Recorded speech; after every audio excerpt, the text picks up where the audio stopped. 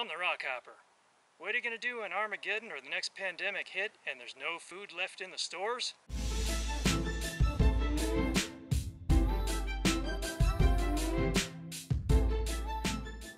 I'm going to show you things that might just be growing in your own yard that you can eat. This plant right here, this is lamb's quarter. And this is one of my favorite wild edibles.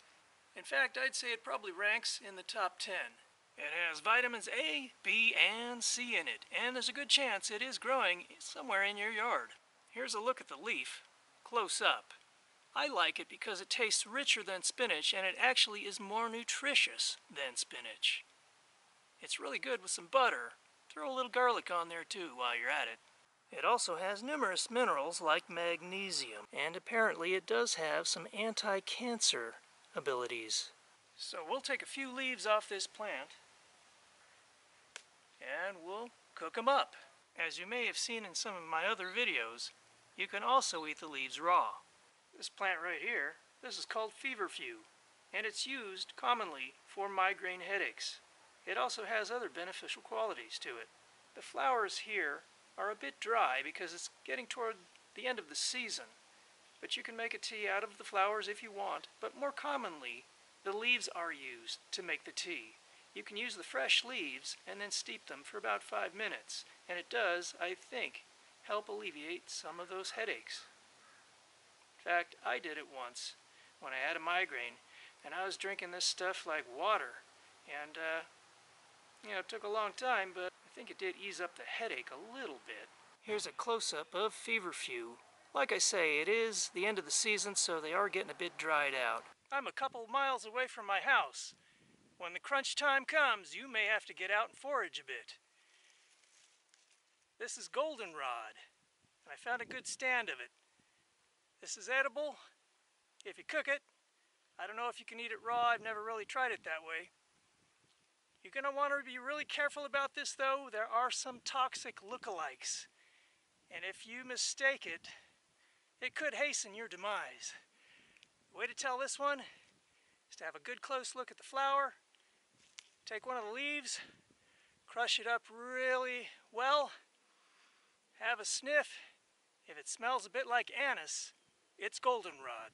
Goldenrod is good for eczema, arthritis, rheumatism, kidney stones, and a host of other things. It's a good antioxidant and high in vitamin C. You can make tea out of the leaves, or you can cook the leaves up. So we'll take some of this with us. Right behind the goldenrod is another one of my favorite wild edibles, cattails. They're pretty easy to identify along streams and marshes and such. And even this cattail, when it's young and green, can be eaten. All parts of the cattail can be eaten from the roots on up. Now, as far as this thing goes, this one's past. It's prime, so you can't really eat that, but when they're young and green, it's fine. You can eat the roots and you can eat the stalk. And if you watch some of my other videos, you'll see how to peel and eat cattails. Growing right back here, this plant, this is amaranth. Let me yank that out and show you. Here's a close-up look for you. Amaranth is an ancient grain that was cultivated 6,000 to 8,000 years ago by the Aztecs. The seeds were collected and ground into flour. It's high in manganese, iron, magnesium, and other minerals. Amaranth lowers cholesterol and improves heart health. Back in the days of the Aztecs, amaranth was highly revered and symbolic in their culture. Although you can't eat the leaves raw, I prefer them cooked. Something I found just beyond the back fence is kochia. What? It's all kosher. I mean, for God's sake, they're plants. Not kosher, kochia. What have you been doing? Digging around in the schmutz again, looking for wild edibles? Kochia tends to come out in the later part of summer, and the leaves are edible. I prefer them cooked. The plants that surround me right now are burdock. There's one of the leaves. And they're most recognizable when they've gone to seed, and it's got those Velcro-like little seed pods, that stick to your clothes and whatnot. I've eaten the roots on this, and I believe it's called goji in Japan, the young roots. And, you know, they're not bad, really. And also you can eat the leaves, although they tend to be a bit bitter when they get older. But they are high in vitamins and minerals. Close-up of burdock. Most of you will be familiar with this plant right here. Dandelion. All parts of the dandelion are edible, from the roots right up to the flowers. The young flowers, I've cooked them in stir-fry, and they kind of have like a mung bean kind of sprout thing going on. They're pretty good. The leaves are very good, although if they get older they can be a bit bitter. They're high in vitamins A and C. Dandelion root helps detoxify your liver. The leaves also have vitamin E and K. Yes, dandelions are often seen growing in people's lawns and are considered a weed, but they have wonderful value to them, nutritionally. My grandmother ate dandelion greens in her salad, and she lived to be 93 years old. So we'll take some of this with us. Dandelion also improves digestion and helps boost your immune system. I don't have to worry about dandelions growing on my lawn, because I don't have a lawn. I have an orchard in my front yard, which yields about 200 to 300 pounds of organic fruit every season.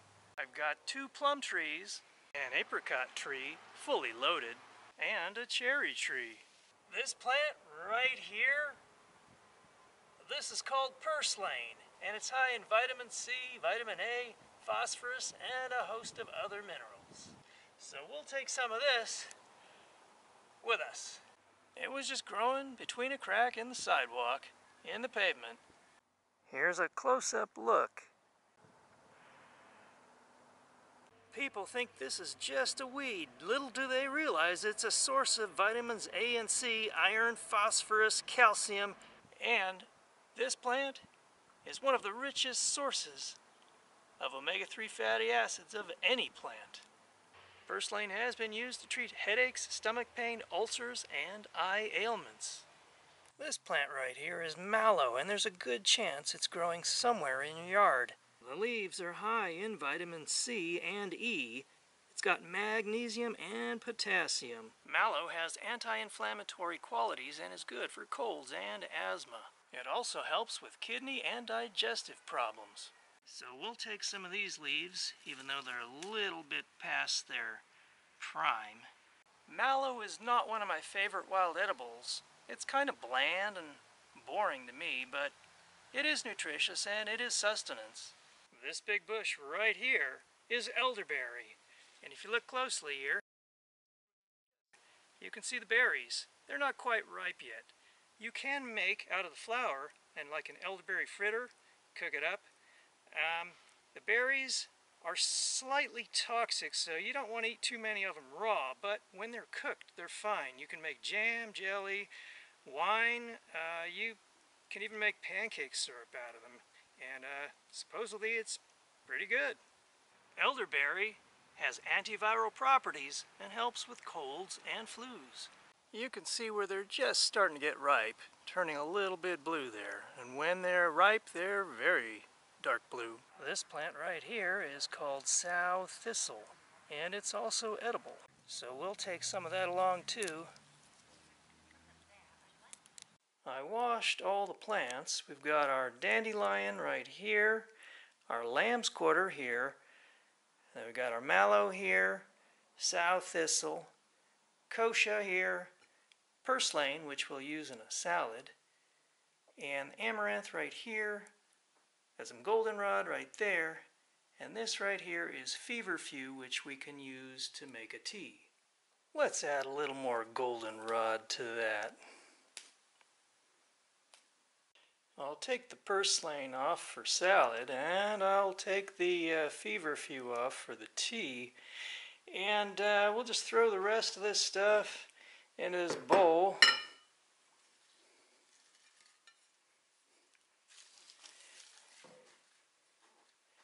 And we'll cook it up.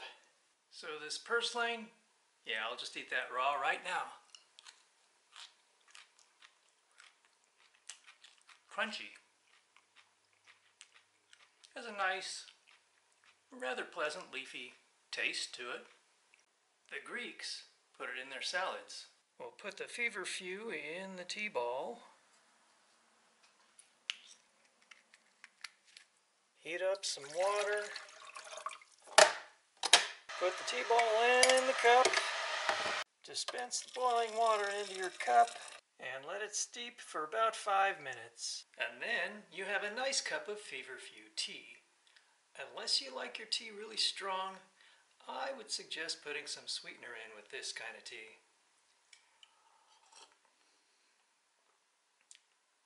So I put some water in with the greens, and in the effort of saving time, I'm just going to throw this in the microwave for a couple of minutes. Now you can cook them in various ways if you want to. You can fry them, steam them, boil them.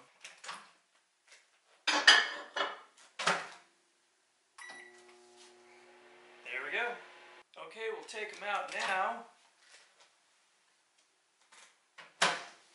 And they are sufficiently cooked. Just for good measure, I'm going to put a little butter and garlic with it. Should make the taste pop a little more. I realize when Armageddon and pandemics hit, there may not be any butter or garlic. Unless you grow it in your yard, the garlic anyway, or you're out there churning your own butter, which a lot of people will do. But anyway, I've got the cooked greens in here, so I'm gonna have a bite.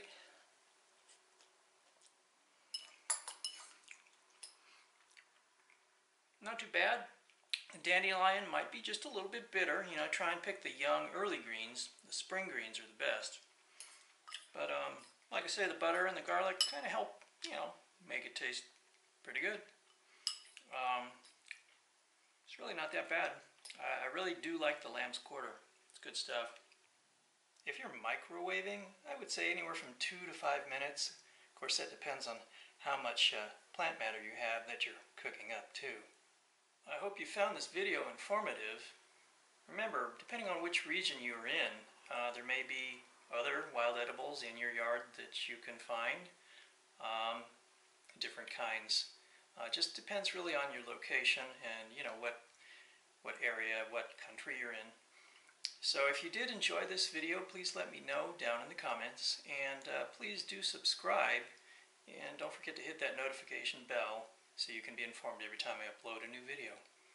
Anyway, this is the Rockhopper, and I hope you guys have a wonderful day, and remember, a lot of the stuff in your yard, it's not weeds, it's highly nutritious edibles. Until next time, this is the Rockhopper. I'll see ya.